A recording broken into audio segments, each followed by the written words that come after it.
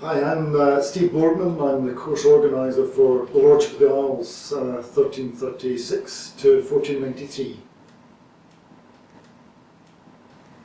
As a distinctly gloomy teenager, I visited the Clandonald Museum on Skye. I was very struck by a stanza from a 15th century poem which concluded the exhibition. There is no joy without Clandonald. And the Clandonald have sort of intrigued me since then. The Lordship of the Isles seems like an interesting topic for online students in particular, since it gives them the opportunity to engage with an area of Scottish history that is both, in a sense, familiar, in that most people associate the history of medieval Scotland with clans and lordships and galleys and such like.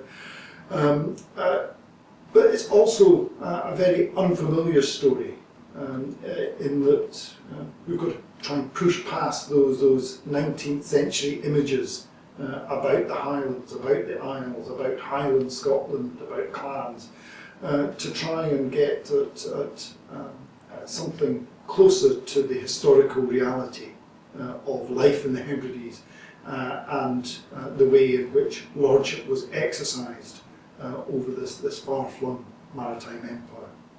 I think for anybody who's interested in the development, not just of Scottish history, but in a sense the modern day image of what it means to be Scottish, I think looking at the history of Gaelic Scotland in particular might be quite instructive in terms of debunking myths, but also getting closer to a sense of what it is that people have picked out as quintessentially Scottish.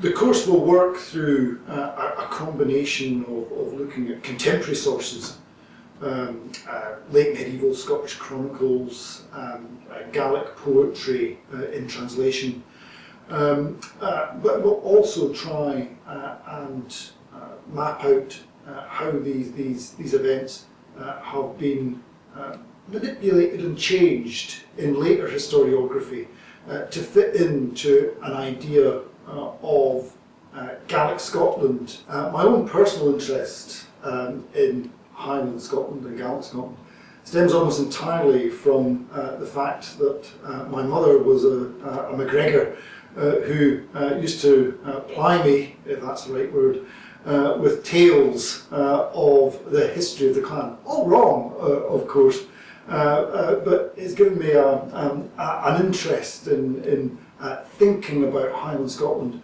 not just as a set of historical realities and processes, but as a place of imagination and myth.